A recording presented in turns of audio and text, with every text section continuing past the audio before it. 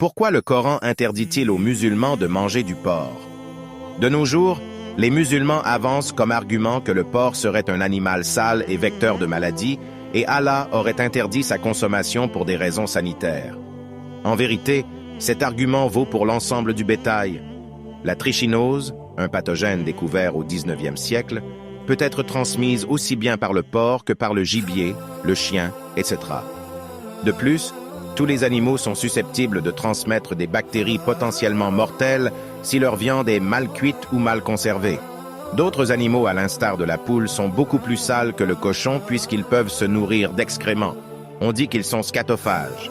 Or, le Coran n'interdit pas la consommation d'animaux scatophages.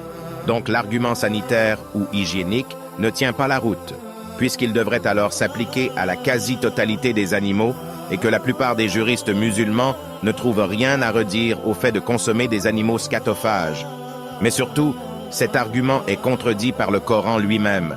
Au verset 160 et 161 de la sourate 4, le Coran explique en effet qu'Allah a interdit aux Juifs des nourritures excellentes à cause de leurs péchés.